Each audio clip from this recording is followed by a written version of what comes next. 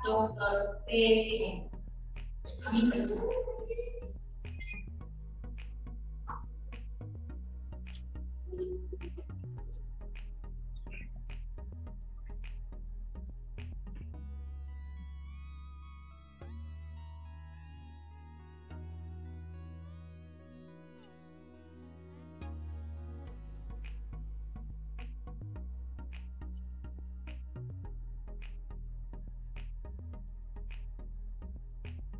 Shalom, yang akan ditamatkan pada hari ini. Tentu pertama-tama kita mengucapkan puji dan syukur pada Maha Besar Tuhan yang menuntun memberkati kita semua, khususnya anak-anak kami yang akan ditamatkan hari ini. Tentu tanpa kuasa Tuhan, penyertaan Tuhan, terlebih kita di tengah-tengah masa pandemi yang membuat kita kurang produktif, maka kita tidak bisa berada. Oleh karena itu, pada kesempatan yang baik ini saya berterima kasih kepada panitia, khususnya kepada kepala sekolah, bapak dan segala yang telah berikan kepercayaan kepada saya amanah. Tapi sebelumnya kita sangat terima kasih kepada semua yang hadir, bahkan yang mensupport akan pendidikan. Saya percaya meskipun mungkin tidak ada secara online hadir, ada di online. Pertama kepada perwakilan dinas pendidikan dan juga pada rektor pendidikan kita di conference. Yang ketiga kepada para orang tua murid yang telah mempercayakan anak-anak kita di sini. Dan saya percaya bahwa Bapak Ibu sekalian mempercayakan anak-anak ini karena kebetulan tetapi Tuhan telah dan juga kepada majelis jemaat, dewan sekolah, perguruan akademi Kota Ciracas, kepada seluruh yang guru dan tentu paling utama di sini adalah Bapak dari segala seperti kepala sekolah dan juga kepada panitia pengamatan yang telah mempersiapkan walaupun sederhana dan tentu kepada anak-anak sekalian yang akan ditamatkan hari ini ya. Dan sebentar lagi kalian akan memasuki pendidikan yang lebih tinggi, di jenjang yang lebih tinggi. Dan saya juga sebagai seorang pendeta ya, saya juga melakukan ataupun menjalani hal yang sama berapa puluh tahun yang lalu ya. Dan tentu ketika tamat SMP maka akan lanjut kepada tamat SD akan lanjut kepada jenjang SMP. Baik, tapi sebelumnya saya akan membacakan di sini sedikit ya moto dan aim yang kalian sudah buat ya. Di mana moto yang kalian buat di sini adalah grow in Jesus and be fruitful. Ya, kalau di dalam bahasa Indonesia kan tumbuh di dalam Yesus dan berbuah. Dan kemudian aimnya align yourself with God to be fruitful the world. Ya, jadi kalau kita coba terjemahkan ke dalam bahasa Indonesia, sejajarkan hati itu dengan Tuhan, ya, agar dapat menghasilkan buah bagi bumi. Kalau kita coba saya amati moto dan aim yang kalian buat, maka ini perlu dicapai dan dilakukan kalau kita mau ingin berhasil untuk melanjutkan pendidikan kita ke jenjang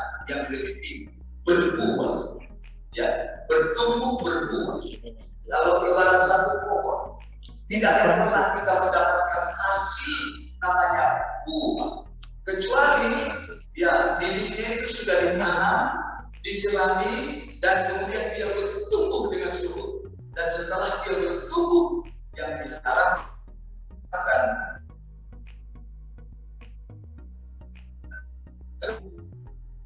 ada pohon.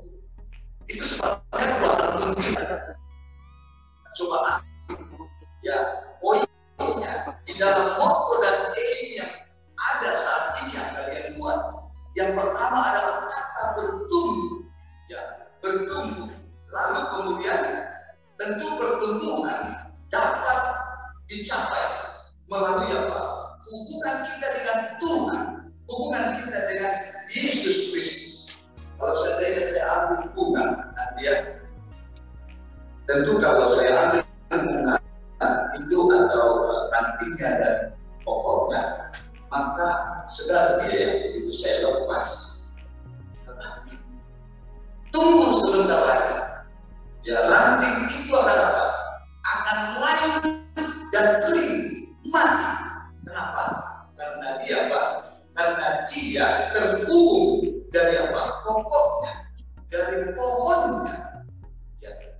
Itulah artinya kalau kita ingin bertumbuh dengan baik yang menghasilkan buah yang benar, maka kita harus apa? Tertanam atau terhubung dengan siapa? Tuhan yang merupakan sumber apa? Kehidupan. Itu sebabnya pertumbuhan ini dapat dicapai melalui hubungan dengan Yesus Kristus setiap hari, sebagaimana yang telah dibimbing oleh Yesus perumpamannya dalam Yohanes 15 ayat 1 sampai ayat yang ke-8, di mana Yesus katakan, akulah pokok anggur dan akulah ranting-ranting. Barang siapa yang tinggal di dalam aku, dia akan apa? Dia akan berbuah banyak, sebab di luar aku tidak dapat berbuah. Ya. Dan tentu kalau kita terhubung dengan Yesus, kita akan apa? Bertumbuh dan menghasilkan buah. Itu sebabnya anak-anakku sekalian, dalam 2 Petrus pasal 3 ayat yang 15 tentang bertumbuh itu adalah kehendak Tuhan buat kita anak-anak. Kalau saya gambarkan orang tua dan juga apa dengan ayah dan ibu kita, ketika dia melahirkan kita, begitu kita lahir, orang tua kita akan pelihara kita. Dia berikan vitamin yang baik, dia rindu satu hari secara perlahan dia akan dapat sesuai dengan apa yang kita usia.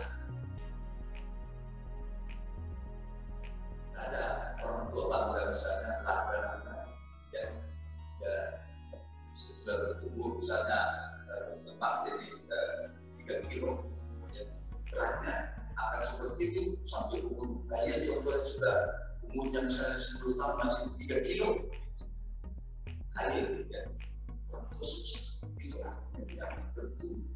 Makanya dalam 2 Petrus pasal 3 ayat 18 firman Tuhan katakan, tetapi bertumbuhlah dalam kasih karunia, dalam pengenalan anak Tuhan dan juru selamat kita Yesus Kristus.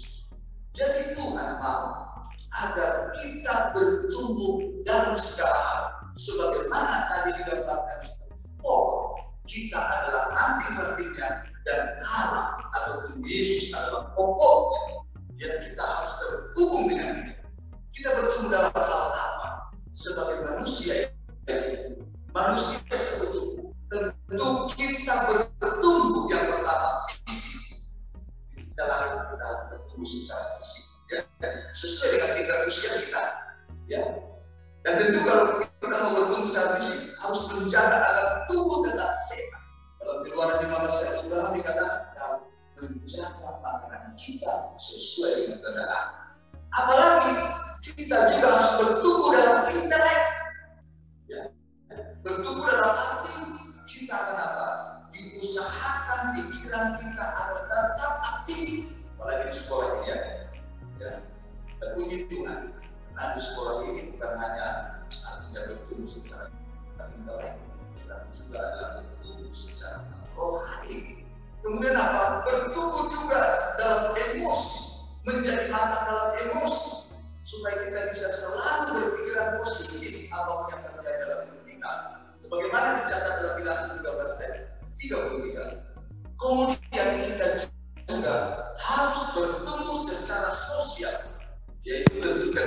kita melayani orang lain. Dan yang keempat, kita harus bertumbuh secara karakter, secara tabiat Allah, agar kita dapat berbuah banyak. Dan buah kita diharapkan adalah terjadi seperti apa yang kita lihat dalam Galatia 5 ayat 22 sampai ayat yang ke-33. Jadi kita bersyukur kepada Allah oleh karena apa? Di sekolah ini ya bukan hanya yang apa? Yang bukan hanya dikedepankan ilmu pengetahuan, tetapi yang paling terdepan adalah masalah apa? Rohani, masalah karakter. Ini yang apa? Yang diupayakan di apa? Di sekolah ini. Oleh karena itu, ya anak-anakku sekalian, luar biasa sebenarnya. Kalau itu sebabnya di sekolah kita ini ada namanya SID, ya. Ada SID. SID itu adalah School in Discipleship. Saya perlu sampaikan kepada para orang tua juga, kenapa itu dibuat di sekolah? Karena memang tujuan sekolah ini berdiri adalah untuk apa? Membangun karakter Yesus Kristus dalam diri anak-anaknya. Itu tujuan sekolah ini yang paling terdepan, ya. Sehingga dengan demikian mereka akan menjadi anak-anak Tuhan yang apa? Yang berakhlak mulia, kalau istilah apa? Direktur istilah daripada Menteri Pendidikan kita. Berakhlak mulia, itulah yang diharapkan. Karena tidak ada gunanya anak-anak kita pintar secara pengetahuan, tetapi mereka tidak memiliki akhlak yang apa? Yang baik, akhlak yang benar. Dan orang-orang yang sukses tentu anak-anakku di kemudian hari bukan oleh karena pengetahuannya jenius ataupun otaknya jenius, tetapi adalah mereka-mereka yang memiliki Allah yang mulia dan kemudian berkarakter baik, ya, jujur, itu yang paling utama. Dalam Alkitab ada 7 tingkat pertumbuhan yang diharapkan oleh Allah terjadi dalam hidup kita, khususnya anak-anakku. Perlu perhatikan ini. Ada 7. Jadi kalau di dalam Alkitab itu angka 7 itu adalah angka sempurna. Inilah yang dia sampaikan dalam 2 Petrus 1 ayat 5 sampai ayat yang ke-7. Inilah 7 tingkat pertumbuhan yang harus dicapai oleh anak-anak Tuhan sesuai dengan Alkitab. Yang pertama adalah kebajikan. Ini pertumbuhan yang pertama yang diharapkan. Anak-anak menjadi apa? Seorang yang baik, berkebajikan. Yang kedua, bertumbuh dalam apa? Pengetahuan. Setelah pengetahuan, dia miliki pengetahuan itu khususnya tentang firman Allah.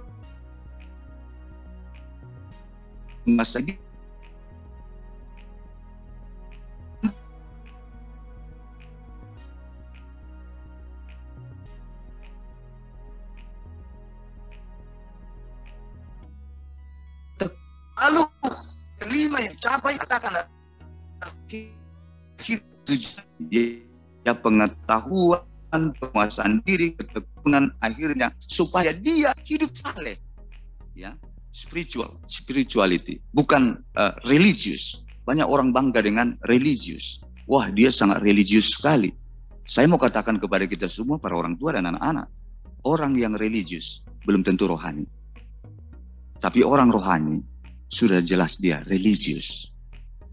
Banyak masalah terjadi di negara ini, bahkan di dunia ini, kejahatan-kejahatan yang dilakukan oleh orang-orang, ya. Tapi yang diharapkan oleh Tuhan adalah menjadi orang yang saleh, yang rohani, bukan rohana, ya, kalau istilah orang Batak. Yang dua itu kan, kalau tidak rohani ya rohana. Rohani itu selalu mencerminkan kehidupan Kristiani. Itulah buah-buah rohani suka kena di hatinya, tersinggung dia, ya. Iman Allah, hidup terhubung dengan Kristus akan membuat kita menjadi pribadi yang saleh, berakhlak mulia. Lalu yang keenam adalah apa? Tingkat yang keenam, kasih akan saudara-saudara. Kalau orang sudah rohani, pada akhirnya dia akan apa? Akan mengasihi saudara-saudaranya. Nggak ada lagi yang mau main membuli dengan teman-teman. Nggak ada. Karena itu bukan ajaran Tuhan. Itu selalu apa? Ajaran yang membawa kita kepada apa? Kepada kesusahan dalam kehidupan ini. Ya, kemerosotan. Lalu kemudian setelah kasih kepada saudara-saudara, barulah kasih kepada semua orang. Dan itulah yang menjadi apa? Tadi saya perhatikan menjadi aim kalian, tujuan kalian. Agar dapat menghasilkan buah bagi dunia. Ya, tentu buah yang dimaksudkan di sana tidaklah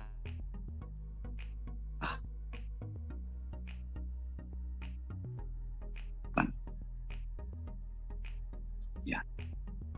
Yesus memistilah untuk hidup yang memuaskan atau berbuah banyak. Dia menuju ke arah tinggal di dalam aku. Ya, kalau kita coba baca dalam Yohanes pasal 15 ayat 1 sampai 8, saya temukan di sana ada 4 kali disebutkan kata tinggal di dalam aku. Ya, disebutkan apa di sana? Yang di ayat yang pertama sampai ayat yang ke-11, 4 kali tinggallah di dalam apa? Aku. Jadi kalau dalam Alkitab, kalau kita baca perikop, kalau ada kata-kata yang diulang-ulangi itu penting, ya. Tentu kata tinggal di sana adalah menekankan kepada hubungan kita yang intim dengan Tuhan setiap hari.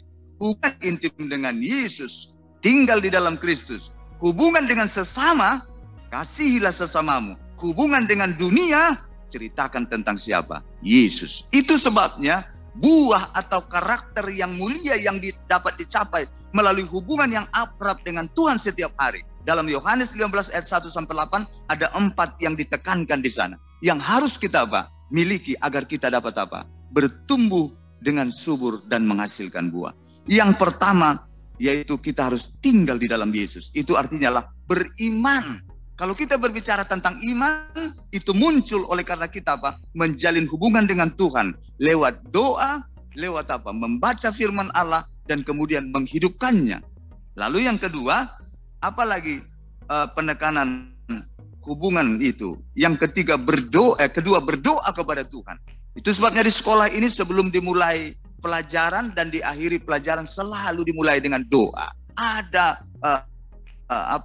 doa yang dilayangkan. Karena itu adalah membuka hubungan kita kepada Yesus. Dan yang kedua adalah yang ketiga adalah kita juga harus membaca Alkitab. Jadi di sini juga sebelum renung berdoa pelajaran ada doa, ada renungan singkat dan kemudian setelah diakhiri dengan pelajaran nanti ada apa? Akan berdoa kembali. Apalagi bersaksi. Inilah yang disebut dengan apa? Ya, memberikan buah kehidupan kita kepada dunia ini.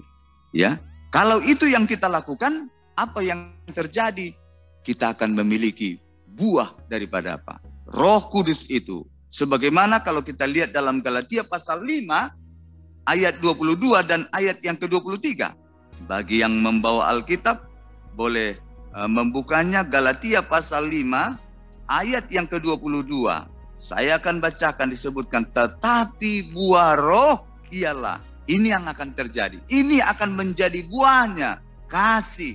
Kita akan memiliki kasih kepada Tuhan, kepada sesama, terlebih kepada orang tua, kepada guru. Sukacita, adakah apa? Sukacita dalam hidup kita, senang gitu ya. Itu buahnya. Kemudian apa? Damai sejahtera. Kemudian kesabaran. Kemudian kemurahan. Kemudian kebaikan. Kesetiaan. Ayat 23 dilanjutkan lagi. Akan ada kelemah lembutan. Penguasaan diri. Tidak ada hukum yang menentang hal-hal itu. Anak-anakku, inilah tentu buah yang akan kita hasilkan. Dan ini akan membentuk karakter kita dalam hidup kita. Coba bayangkan anak-anakku, sekiranya ini yang apa? Yang menjadi kehidupan kalian. Buah yang akan kalian hasilkan, tampilkan kepada dunia ini. Apa yang terjadi? Kita akan apa? Bukan hanya kita bisa jadi berkat, disenangi, dan kita pun bisa apa? Meraih keberhasilan dalam kehidupan kita. Tentu ini hanya bisa terjadi karena kita terhubung dengan Yesus lewat iman, doa, membaca Alkitab.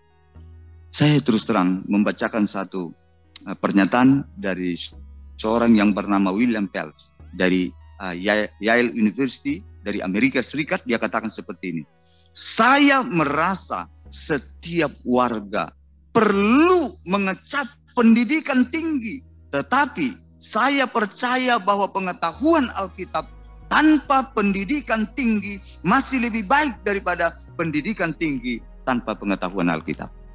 Luar biasa. Kenapa? Karena adik-adikku sekalian, anak-anakku, kalaupun kalian nanti naik ke jenjang yang lebih tinggi, SMA, SMP, kemudian SMA, perguruan tinggi, pintar, tamat dengan nilai yang tinggi, ingat, itu tidak terlalu berpengaruh untuk kesuksesan dan juga masa depan kalian.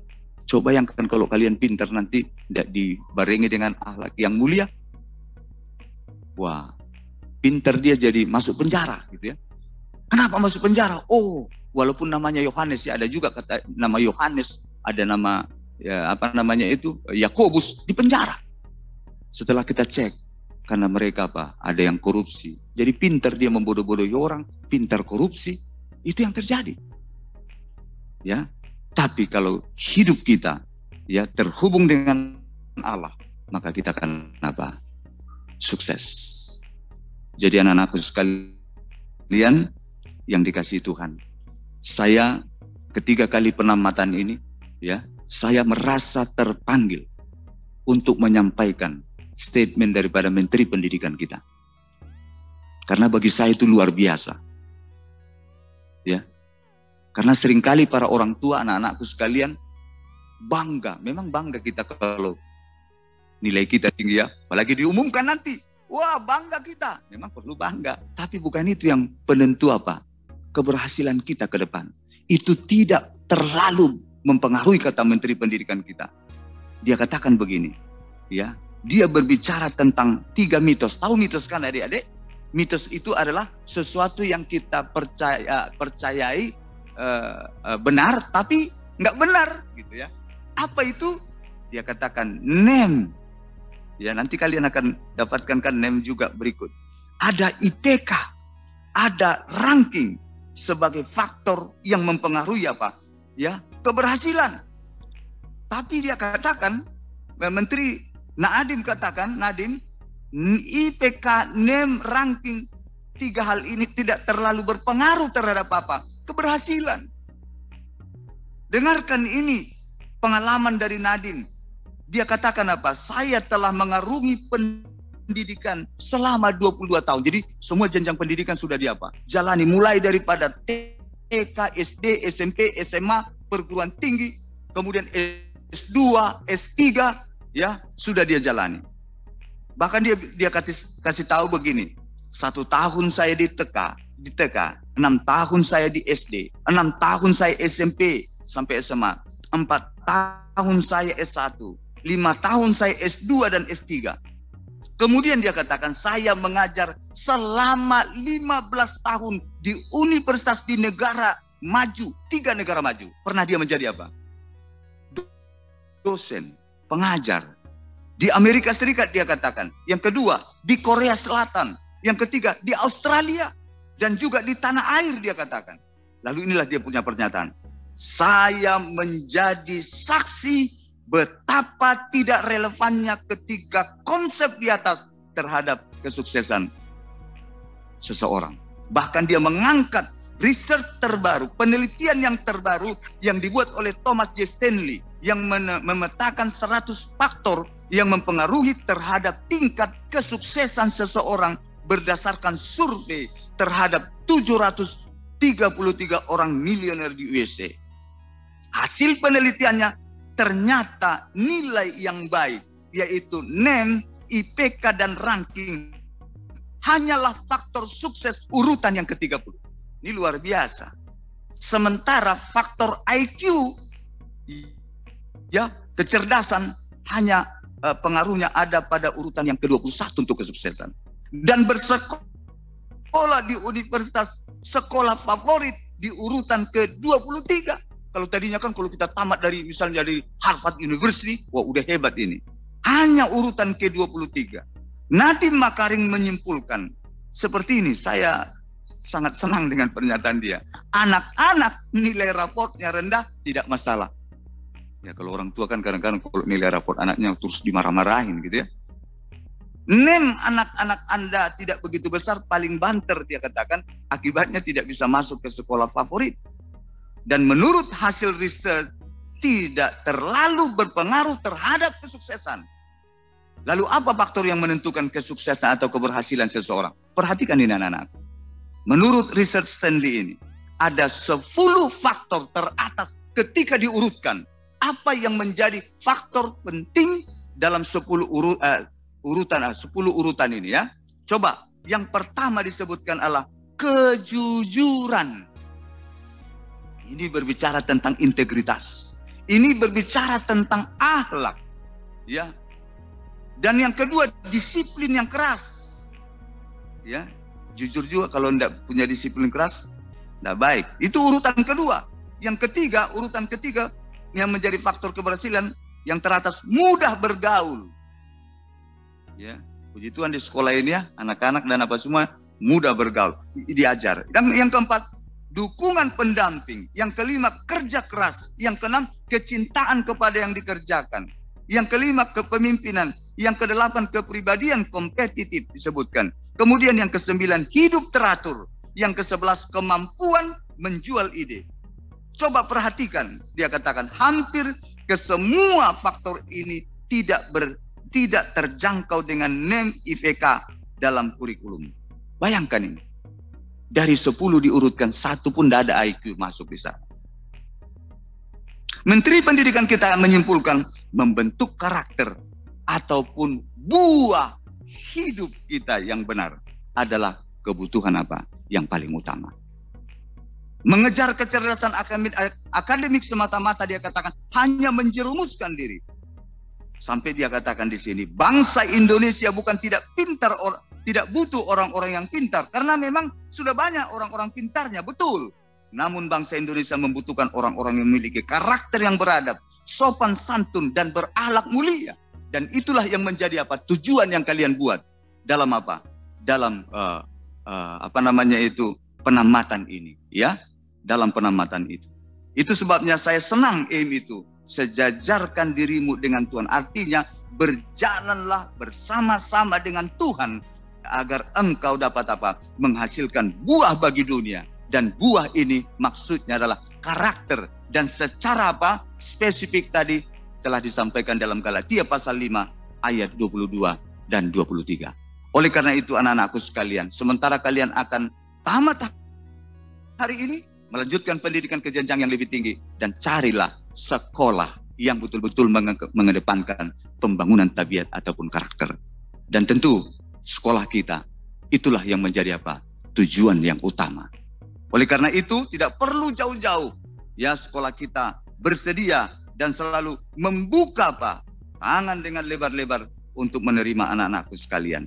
Oleh karena itu biarlah kiranya moto dan aim kalian hari ini menjadi tujuan kehidupan kalian semua, sehingga kalian pun dapat sukses untuk melanjutkan pendidikan ke jenjang yang lebih tinggi, dan pada akhirnya Tuhan pun akan menuntun kalian kepada masa depan yang kalian apa rindukan. Semoga Tuhan memberkati, selamat dan sukses.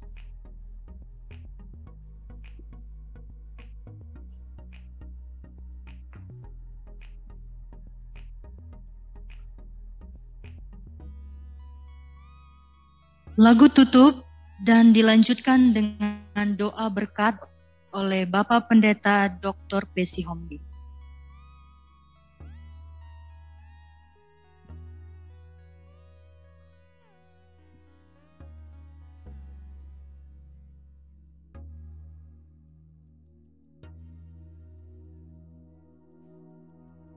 Kita semua berdiri.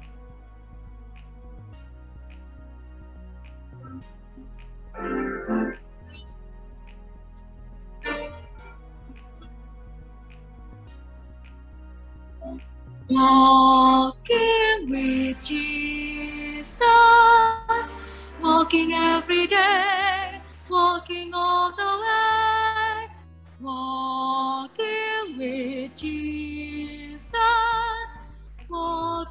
with Jesus alone. Walking in the sunlight, walking in the shadow, walking every day, walking all the way, walking here with Jesus, walking with Jesus alone.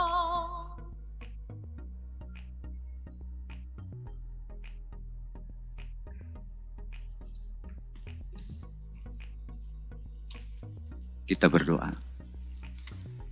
Bapa kami yang bersemayam dalam sorga, betapa hati kami bersyukur, berterima kasih hari ini, oleh karena kami dapat menyaksikan dan melakukan satu acara yang spesial, yang mulia, yaitu acara penamatan untuk senior kelas SD, yang tentu akan ditamatkan pada hari ini. Terima kasih Tuhan, semua apa yang mereka capai saat ini karena kemurahan Tuhan, berkat Tuhan, dan juga tuntunan Tuhan bagi anak-anak kami, bagi para orang tua, dan juga guru-guru kami semua yang mengajar di SD. Terima kasih juga ya Allah, oleh karena mereka setelah 3 tahun, 6 tahun dalam menjalani pendidikan mereka di bangku SD, dan sebentar lagi Tuhan di ajaran baru ini mereka akan masuk ke jenjang yang lebih tinggi untuk SMP. Tentu ya Tuhan kami, saat ini hamba-Mu telah berbicara mewakili Yesus Kristus terhadap moto dan aim mereka, di mana Tuhan mereka merindukan untuk dapat tumbuh di dalam Yesus dan berbuah dengan satu tujuan. Mereka mengharapkan ke depan mereka dapat menghasilkan buah bagi dunia. Oleh karena karakter mereka telah dibangun oleh Kristus menjadi karakter yang mulia, di mana mereka akan menjadi orang-orang yang jujur, orang-orang yang mengasihi, orang-orang yang peduli, dan mereka pun dapat menjalani pendidikan mereka ke depan, meraih masa depan, dan pada akhirnya Tuhan akan menggunakan mereka di dalam panggilan mereka masing-masing. Terima kasih ya Tuhan kami, dan tentu pada kesempatan ini hamba-Mu berdoa bagi semua para orang tua kami yang telah menyekolahkan anak-anak mereka di tempat ini. Tentu itu bukan kebetulan, tetapi Tuhan telah menuntun mereka, dan anak-anak kami pun telah dididik oleh guru-guru kami, dan saat ini mereka akan ditamatkan. Untuk itu ya Tuhan, hamba-Mu rindu karena Engkau hadir bersama-sama dengan kami saat ini, agar Engkau akan menumpangkan tangan kepada seluruh anak-anak kami, dan bahkan juga kami para orang tua dan juga guru. Untuk itu ya Tuhan, sementara hamba-Mu saat ini mengangkat tangan sebagai simbol tangan Tuhan, kiranya diangkat untuk memberkati kami semua, khususnya anak-anak kami yang akan ditamatkan hari ini. Anak-anakku sekalian, terimalah berkat Tuhan, pengurapan Tuhan bagimu, untuk selanjutnya engkau dapat melanjutkan pendidikan dengan keberhasilan. Tuhan memberkati engkau dan melindungi engkau. Tuhan menyinari engkau dengan wajah-Nya dan memberikan engkau kasih karunia. Tuhan menghadapkan wajah-Nya kepadamu dan memberikan engkau kasih karunia.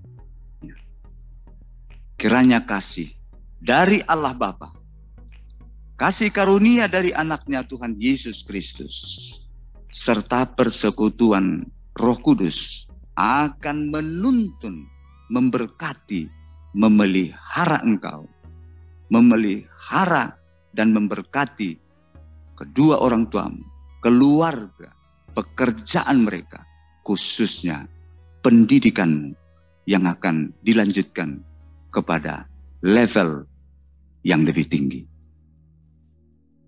Biarlah juga akan memberkati, menuntun engkau dalam meraih cita-citamu, masa depanmu, mencukupkan setiap keperluan hidupmu, mulai dari hari ini. Dalam nama Yesus, hamba-Mu persembahkan doa ini. Amin.